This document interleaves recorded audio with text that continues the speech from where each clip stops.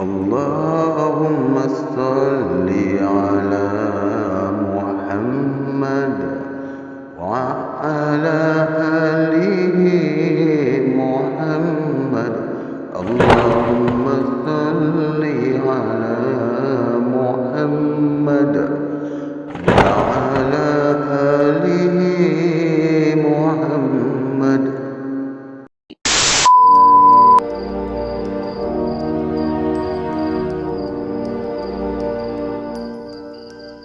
Banyak kejadian yang berlaku di Surau Lebai Zidin. Memang tetap Ustaz Salam kenang sampai bila-bila. Semasa mula-mula bertemu saya pun, Ustaz Salam sebut mengenai pengalamannya di Surau Lebai Zidin sebelum belajar keluar negeri. Sedih betul hati dia apabila habis belajar di luar negeri, dia diberitahu mengenai tentang Lebai Zidin sudah pun meninggal dunia. Apabila dia beritahu pernah belajar di Surau Lebai Zidin sebelum keluar negeri, lantas saya dapat mengagak mengenai Lebai Zidin yang sama belajar pondok dengan sepupu saya iaitu Mak Deh.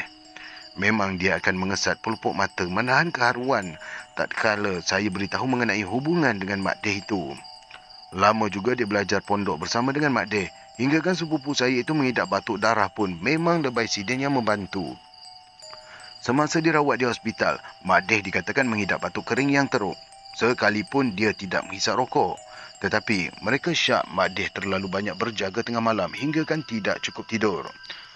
Setelah diberitahu kepada Tok Haji pasal Mak Deh mengidap batuk berdarah, tidak bertangguh, dia datang menjengah. Semasa Tok Ali tepuk belakangnya 3 kali dengan berdoa. Tiba-tiba segumpal rambut tersembur keluar dari mulutnya. Semasa Tok Haji menguis-nguis rambut segumpal yang terjeluih keluar dari mulut Mak Deh, mereka yang sama di situ melihat keping-keping darah bercampur dengan serbuk kaca halus. Beristighfar panjanglah juga Tok Haji melihat gumpalan rambut berkenaan. Batuk darah yang dialami oleh Mak Deh itu berterusan semasa dia sama-sama belajar lanjutkan pengajian dengan Lebai Zidin. Sebab itu, Lebai Zidin tidak dapat rasa terharu. Apabila kenangkan Mak Deh. Dia kenapa tulis Mak Deh pula ni? Ni Mak Deli ni. Sebab itu Lebai Zidin tidak dapat rasa terharu apabila kenangkan Mak Deh kawannya meninggal dunia di pangkuannya akibat batuk berdarah sebelum sempat dibawa ke hospital. Tetapi Ustaz Salam sekadar ingatkan guru agamanya Lebai Zidin apabila Latif Soget sebut fasa rezekinya macam disekat-sekat. Tak pernah dia mengalami kejadian demikian sebelum membeli tanah dusun Anjang Sahar. Kalau mahu dikatakan hidupnya susah sangat, masakan pula hasil kebun kelapanya tidak mencukupi. Latif Soget tahu sangat hasil kebunnya boleh menampung seisi keluarga. Tetapi hasil kebun itu habis tidak tentu ke mana. Bukan setakat peraih kelapa yang liat mahu membayar wang. Malah wang yang banyak diperolehi juga habis tak ada berkat apa-apa. Semasa menemui Saleh Gonjeng di hujung parit, Latif Soget sudah beritahu masalah yang dihidapinya selama beberapa tahun. Biarlah dia dituduh percayakan sangat dengan amalan dukun apabila memberitahu kejadian demikian kepada Saleh Gonjeng. Manalah dia boleh biarkan keadaan gangguan demikian berlarutan.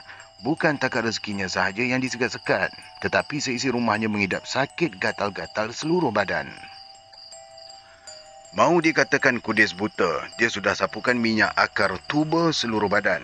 Tetapi gatal-gatal itu berterusan hingga tinggalkan parut yang menggerutu hitam. Setiap tengah malam, isterinya Bedah terdengar bunyi pasir diserakkan di atas bumbung rumah. Kadang-kala, batu-batu kecil itu jatuh juga ke bilik tidur. Masakan pula pasir yang diserakkan di bumbung atap boleh bolos ke bilik tidur disebabkan ada siting yang dipasang. Siting Apa tu siting?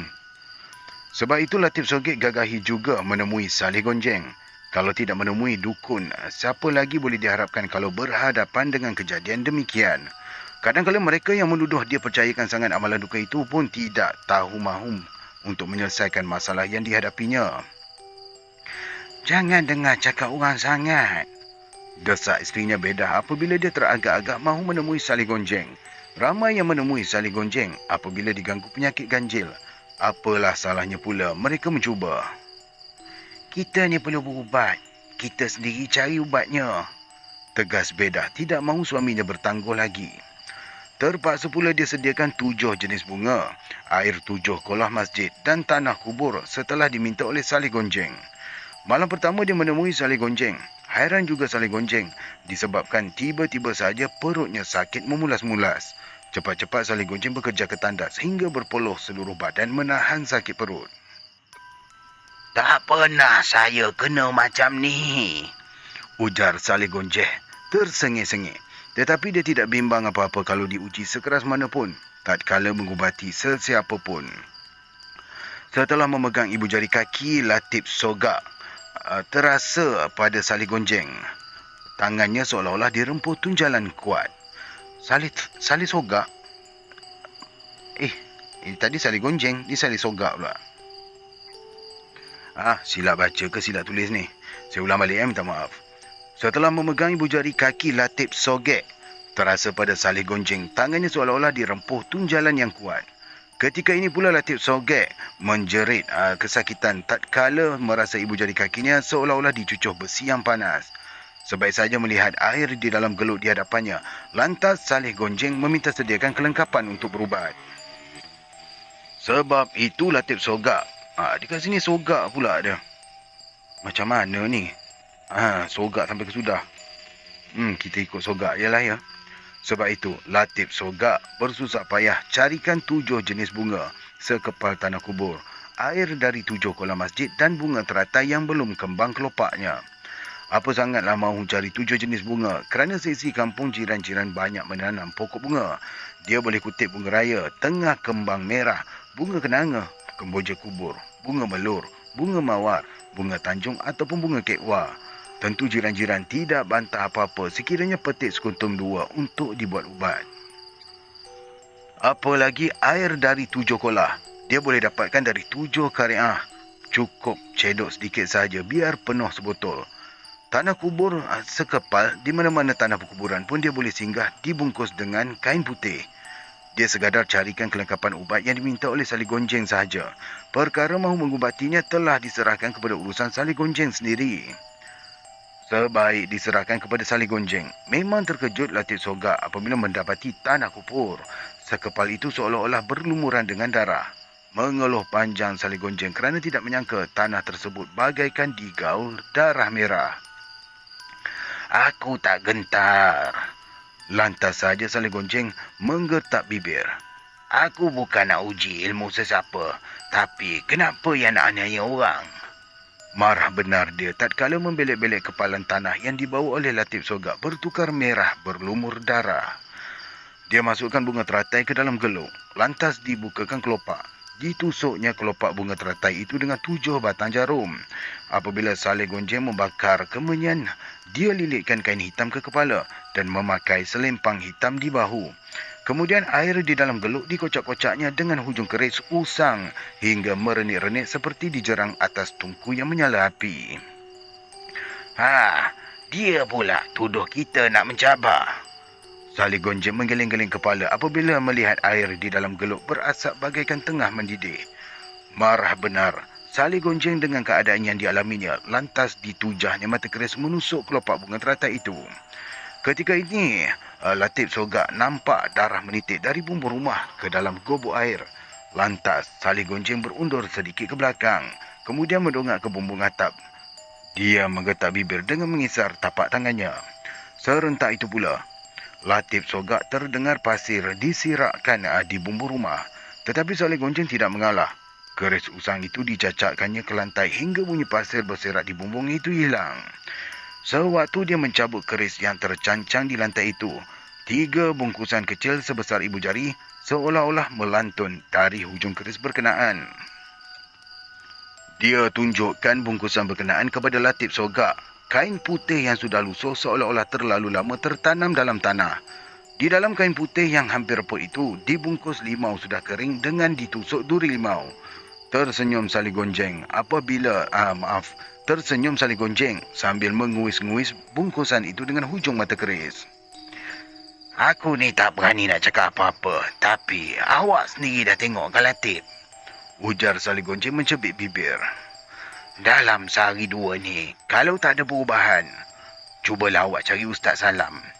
Jelasnya dalam keluhan yang pendek. Bukan bermakna Saleh Gonjeng mengalah apabila dia menyuruh Latif Sogak menemui Ustaz Salam. Tetapi dia tidak mahu Latif Sogak berulang jauh sampai ke Pantai Remis. Semata-mata mahu berubat daripada gangguan demikian. Bukan cukup sekali jengah kalau mahu berubat. Sama juga macam berulang alik ke hospital sekiranya penyakitnya teruk. Kadang-kadang terpaksa ditahan di dalam wad supaya boleh dirawat setiap masa. Gangguan syaitan juga tidak akan pulih kalau setakat sekali atau dua kali saja didoakan. Apalah amalan dukun Saleh Gonjeng yang terpaksa menurun dengan menyeru segala pendampingnya yang tidak boleh dilihat dengan mata kasar. Tatkala dia tusukkan mata kerisnya ke dalam geluk air, manalah Latif Sogak tahu sebenarnya Tok Ketayan Bumi melompat menombak dada lembaga hitam bertubuh besar yang menyeringai di bumbung atap. Tentu Latif Sogak tergetar lutut sekiranya nampak jelas lembaga berkenaan dengan giginya sebesar mata kapak. Tikaman kuat Tok Ketayan Bumi itulah yang menyegahi lambung kiri lembaga hitam itu hingga darahnya menitik jatuh ke dalam geluk air. Sekaligus pula Tok Ketayan Angin melayang ke udara, menyusup mencari di setiap pelosok rumah Latif Sogak hingga menemui 3 bungkusan kecil sebesar ibu jari itu. Macam mana dia mahu menerangkan kepada Latif Sogak perkara yang tidak boleh dilihat dengan pandangan mata biasa maksud dia ni. Bukankah lembaga hitam yang bertubuh besar itu sahaja yang tercangkung di bumbung atap? Di penjuru pagar rumah juga lembaga berkepala botak menunggu dengan berkeliling tidak berhenti. Beribu-ribu ekor belalang pelesik juga melekat pada dinding rumah hingga keluar hama yang merayap di mana-mana. Lembaga kucing hitam pula tercangkung di dalam bilik tidur dengan menyeringai manakala lembaga ular terung hitam berlingkar di merata ceruk rumah. Semua yang dilihat oleh Saleh Gonjeng bukan lagi bayangan saja tetapi wujud di sekeliling rumah Latif Sogak. Sebab itulah dia mendesak Latif Sogak menemui Ustaz Salam di bagan Dato' saja. Setelah beberapa kali Latif Sogak menemui Ustaz Salam itulah dia diajak menemui dengan saya. Memang Ustaz Salam sudah beberapa kali doakan. Tetapi setiap kali Ustaz Salam bacakan doa, Latif Sogak akan merentap-rentap rambut. Dia memang sedar tangannya merentak-rentak rambut tetapi tidak dapat melawan tenaganya. Serba salah juga Ustaz Salam mahu meneruskan bacaan doa apabila Latif Sogak semakin kuat merentap-rentap rambut. Manalah tahu akan mendatangkan mudarat pula sekiranya berterusan Latif Sogak merentak rambut dalam keadaan tidak mengawal tenaganya. Ustaz, lebih banyak pengalaman dari saya. Tersengih-sengih Ustaz Salam mendesak supaya saya doakan Latif Sogak biar dijauhkan daripada gangguan tersebut. Lantas saja Latif Sogak beritahu mengenai tanah Anjang Sahar yang dibelinya dengan harga yang murah. Tidak segan silu, Anjang Sahar ceritakan mengenai Tok Kosim sejak beberapa keturunan lagi memiliki tanah berkenaan. Memang neneknya cucu 5, waris terdekat Tok Kosim yang memang berdamping dengan hantu tinggi. Sekalipun sekadar mendengar cerita dari arwah neneknya, tetapi Anjang Sahar memang gerun kalau kenangkan hantu tinggi peliharaan Tok Kosim. Manalah tahu kalau hantu tinggi itu mahu mencari saka hingga hinggap pada dirinya. Sebab itu Anjang Sahar sanggup jual tanah peninggalan sejak turun-temurun kerana memang Tok Kosim sepeninggalan sejak turun-temurun merasakan yang dia tidak dapat sejak turun-temurun diri merasakan dia tidak dapat itu dengan harga yang murah. Apa dia tulis ni? Maksudnya mungkin dia pun faham dia jual dengan harga yang tak masuk akal tu. Tidak dapat dengan harga murah. Oh, baik. Tidak dapat dengan harga murah. Mengelak dari ditindih. Mengelak diri dari ditindih pokok. Campur betul ayat dia ni kali ni. Biarlah Tok Kosim semasa besar, tetapi sekonyong hayatnya tidak cedera apa-apa dengan harga murah. Kan saya pun dah pelik dia punya ayat dia kenapa ni. Sekejap cerita pasal pokok tumbang, sekejap harga murah. Ini cerita nak promo hari-hari ke apa ni? Kita sambung lah ya. Saya nak perbetulkan pun saya pun macam serba salah. Sebab ayat dia ni macam tunggal langgang sikit kat sini. Biarlah Tok Kosim semasa hayatnya tidak cedera apa-apa tatkala dihempak pokok kelapa ditebang orang. Malah semasa meneroka tanah hutan pun kawan-kawannya tidak sempat melaung semasa pokok leban. Pokok leban 6 pemeluk tumbang ke bawah bukit. Tok Kosim terperosok di bawah pokok leban berkenaan disebabkan tidak sempat kawan-kawan menyuruh dia berundur. Lebih 1 jam pula kawan-kawannya menetak ranting-ranting dan dahan sebesar peha untuk keluarkan Tok Kosim. Kalau mati pun, mereka mesti keluarkan mayatnya dari tindihan pokok besar berkenaan. Setelah ditetak habis, mereka melihat Tok Kosim merangkak keluar dengan badannya calal balar sedikit sahaja. Macam mana Tok Kosim tu boleh terselamat ya? Kawan-kawannya berusaha heran setelah melihat Tok Kosim tidak mengalami cedera pun dihempap oleh pokok leban 6 pemeluk. Entahlah. Tok nampak ada lembaga tinggi tumpangkan tangan menghalang pokok tu. Jelasnya kerana memang Tok Kosim sendiri merasakan dia tidak dapat mengelak dari ditindih pokok besar. Tetapi sekonyong-konyong lembaga tinggi tercegat di hadapannya. Sekaligus lembaga tinggi itu menopang tangan menyebabkan pokok leban 6 pemuda itu tidak terus menindih Tok Kosim. Kalau tidak disebabkan ranting-ranting kayu itu yang banyak bercabang, memang Tok Kosim boleh merangkak keluar. Tetapi dia terperangkap di bawah ranting dan daun-daun rimbun hingga tidak dapat melihat apa-apa. Setelah pokok leban itu rebah, dia tidak nampak ke mana pula menghilangnya lembaga tinggi berkenaan. Takat tu je lah cerita Tok Kosim tu yang saya tahu, Ustaz. Ujar Anjang Sahar setelah mendengar kejadian yang menimpa Latif Sogak. Kalau begitu, lebih baik saya jual aja tanah tu. Lantas Latif Sogak membuat keputusan setelah menyedari tanah itu menjadi punca dia ditimpa bencana. Terpulanglah pada awak, Latif. Sahut Anjang Sahar menawarkan diri mahu membantu Latif Sogak untuk jualkan tanah tersebut. Macam mana kalau bencana tu menimpa orang yang membelinya nanti? Sengaja Ustaz Salam mengingatkan mereka berdua. Terkebil-kebil mata Latif Sogak tidak dapat memberitahu apa-apa. Tentu orang yang akan membeli tanah itu terkilan juga sama seperti dia alami setelah Anjang Sahar jual dengan harga yang murah. Nescaya orang itu akan salahkan Latif Sogak pula yang sengaja mahu menganiayanya. Tak ada kena-mengena dengan Tok Kosim.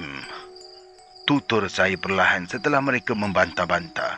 Kenapa mahu ungkit lagi Tok Kosim yang sudah berlalu beberapa keturunan, sekalipun Anjang Sahar tahu mengenai hantu tinggi peliharaan Tok Kosim. Tetapi amalan itu sudah berakhir setelah kematian Tok Kosim. Lagipun Tok Kosim tidak amalkan apa-apa petua, kecuali sikap teraniaya menjadikan dia tidak bimbang apa-apa semasa menerkam lembaga tinggi yang menghalang jalannya. Memang tidak siapa pun pernah melihat Tok Kosim menerkam lembaga tinggi menghalang jalannya tatkala tengah malam yang gelap gelita. Siapalah mahu percaya kalau tidak melihatnya sendiri. Samalah macam Mat Tera mahu melepaskan geram pada arwah Pak Tua Mahat semata-mata disebabkan permatang sawah bersempadannya terpokah. Sudah beberapa kali diingatkan oleh bapa mertuanya, Hitam Saat, supaya tidak ikutkan perasaan sangat. Tetapi Mat Tera berdegil mahu jerkah Pak Tua Mahat. Perkara permatang sawah bersempadan terpokah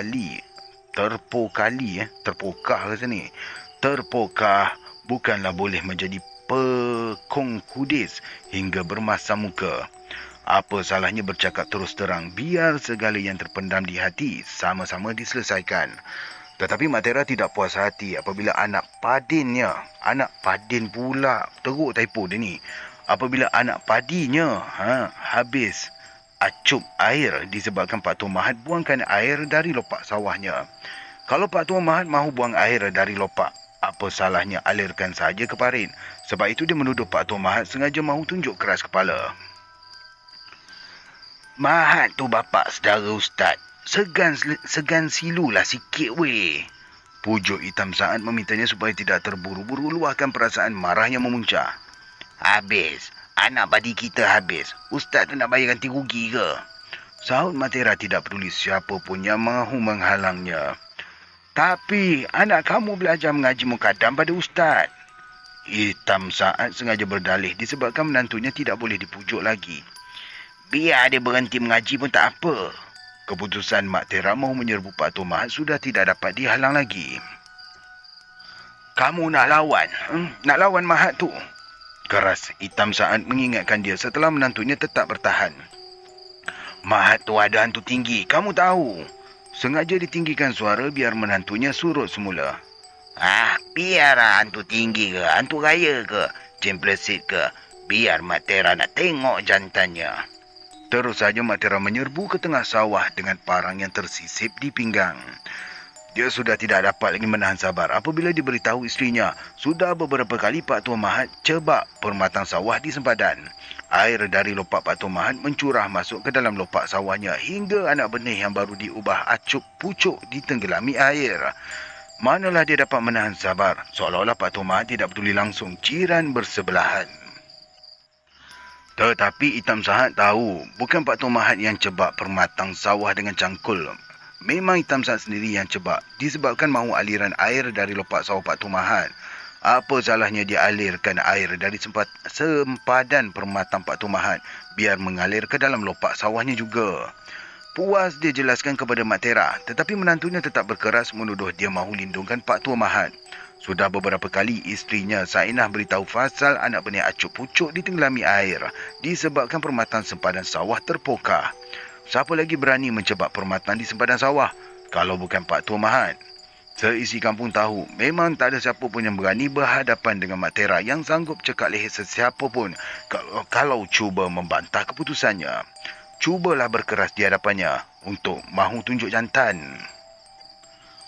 Bila-bila semasa saja Mak Tera sanggup hunus parang menetak tidak bertangguh. Dia tak peduli siapa pun tetap akan diserbu kalau cuba mencabarnya.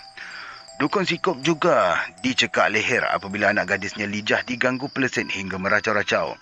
Tak bertangguh dia serbu rumah Dukun Sikop mencekak leher. Marah sangat dia pada Dukun Sikop yang dituduh sengaja gunakan peleset mengganggu keluarga. Kalau gunakan peleset memang dia tak mampu tetap dengan parang. Sebab itulah dia mahu Dukun Sikop jangan cuba merolok-olokkan dia. Terketar-ketar Dukun Sikop beritahu dia sendiri tak tahu mengenai peleset berkenaan.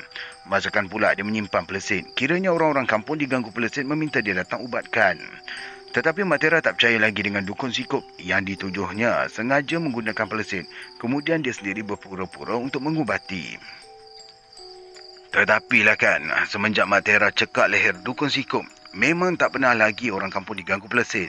Mereka juga tak cemas hingga terkejar-kejar ke rumah Dukun Sikop apabila keluarga diganggu peleset sampai meracau-racau tidak menentu. Memang seisi kampung tahu sangat dengan sikap Mak Tera yang berani berhadapan dengan sesiapa pun. Semasa sampai di sempadan permatang sawah Mak Tera, dia melihat Pak Tua Mahat terbongkok-bongkok mencabut rumput di perdu rumpun anak padi. Tidak bertangguh dia jerkah Pak Tua Mahat, tunjukkan anak-anak padinya acup pucuk ditenggelami air. Tersengih-sengih saja Pak Tua Mahat disebabkan Mak Tera berani langgar bahasa di hadapannya menuduh dengan tidak usul periksa. Sebelum Hitam Saat cebak permatang sawah, memang sudah diberitahu pun kepada Pak Tua Mahat. Kenapa pula tiba-tiba saja Mak Tera menuduh dengan tidak usul periksa? Lagipun tidak pernah sesiapa pun di dalam kampung berani jerkah dia kalau tidak bersebab. Tunjukkan hantu tinggi kau pada aku, Mahat. Lantas saja Mak Tera mengunus parang siap dikilir tajam. Ketika itu matahari tegak di kepala hinggakan silau cahaya matahari memancar ke mata parang. Apa yang kau cakapkan ni Mak Tera? Hairan juga Pak Mahat apabila dicabar di bawah silau matahari tegak di kepala. Kau fikir aku takut sebab kau bela hantu tinggi ke? Jerkah Mak Tera mengibas-ngibas mata parang ke dada Pak Tua Mahat. Belum sempat Pak Tua Mahat bertanyakan punca dia mengamuk. Tiba-tiba saja mata parang di tangan Mak Tera terpelanting. Dia mendongak ke langit, terus berundur lari dengan terjerit-jerit. Dalam masa Mak Tera berlari lintang bukan itulah, saya jejak kaki ke sawah setelah dipanggil oleh Hitam Saat. Cepat-cepat Mak Tera berlindung di belakang saya dengan menundukkan kepala tidak berani mendongak ke langit. Kenapa kamu ni Mak Tera? Kenapa? Desak Hitam Saat gelabah tidak menentu dengan keadaan menantunya yang ketakutan tidak menentu. Pak Tua Mahat tinggi sangat. Kepalanya cecah ke langit. Gerutu Mak Tera menyorokkan muka di belakang saya. Mengarutlah kamu. Aku tengok Mahat macam tu je. Ujar Hitam Saat kerana dia nampak Pak Tua Mahat hanya tercegat saja di tengah sawah sama seperti biasa. Setelah saya bacakan Al-Fatihah 3 kali, lantas ditepukkan ubun-ubun Mak Tera. Dia macam tersentak. Kemudian terpinga-pinga bertanyakan apa yang telah berlaku pada diri dia. Pak Tua Mahat yang datang mendekati dia selepas itu juga tersengih kerana Mak Tera menuduh dia memelihara hantu tinggi. Sebab itulah saya ingatkan Anjang Sahar mengenai hantu tinggi Tok Kosim itu. Mungkin sama seperti yang pernah dialami oleh Pak Tua Mahat juga. Tetapi perkara yang di luar pengetahuan kita, manalah saya sendiri dapat mengagak dengan tepat. Kalaupun hantu tinggi itu sering menjelma bersama dengan Tok Kosim, mungkin ianya jenis syaitan juga yang menjadi musuh manusia yang nyata. Tetapi apabila saya melihat Latif Sogak merentak-rentak rambut semasa dibacakan 17 kali Ayatul Kursi, kabus hitam menyelubungi seolah-olah menipis ditiup angin. Sewaktu dibacakan kepadanya sambil menghembus umbun-umbun. Di sini ada ayat dia. Kalau Tok Kasim tak mahu kamu, kenapa kamu nak ganggu orang lain? Bentak saya seolah-olah bumbung rumah Latif Sogak terconggok lembaga hitam yang bertubuh besar. Di bilik tidurnya, bayangan kucing hitam tercangkung menjilat-jilat tubuh, manakala beratus-ratus belalang peleset melekat pada dinding. Di penjuru pagarnya pula, lembaga berkepala botak tercegat bersama ular tedung hitam berlingkar di bawah tangga. Lembaga hitam bertubuh besar itu bagaikan memberi isyarat mahu membalas dendam kerana Tok Kosim tidak mahu menerimanya. Biarlah Tok Kosim sudah bertahun-tahun meninggal dunia, dendamnya tetap akan berterusan. Disebabkan lembaga hitam itu berdegil, saya terus zikirkan. Ya Muntakim, Ya Muntakim, Ya Muntakim. Hingga 6,900 kali. Ketika ini guruh berdentam kuat dengan api yang menyambar berterusan. Belalang beratus-ratus ekor melekat pada dinding luruh ke tanah rentung akibat disambar dengan api. Kucing hitam di tengah bilik tidur juga melilau mencari pintu keluar. Ular hitam berlingkar di bawah tangga juga mengeliat-ngeliat disambar api kilat yang memancar. Kemana sahaja mereka berlindung, api terus memancar setiap kali guruh berdentam. Terjerit-jerit lembaga botak di penjuru pagar menahan terjahan petir yang memukul kepalanya. Dia melambai-lambai tangan meminta tolong dari lembaga hitam bertubuh besar di bumbung atap. Tetapi, lembaga hitam itu juga terkial-kial menahan terjahan petir laksana panah berapi yang memancar-mancar. Macam mana kau nak lindungkan Tok Kosim? Diri kau sendiri pun tak boleh lindungkan. Lembaga berkepala botak di penjuru pagar menuding jari ke arah lembaga hitam di bumbung atap. Ketika ini, Latif Sogak yang merungut-rungut dengan tangannya semakin lemah, mahu merentak rambut. Ustaz Zalam usap-usapkan tapak tangannya ke muka Latif Sogak, lantas dibacakan surah Al-Ikhlas. Selepas kejadian ini, tidak pernah lagi saya temui Latif Sogak, kecuali dia tak pernah lupa untuk kirimkan saya ikat hari raya asal saja menjelang Aidilfitri.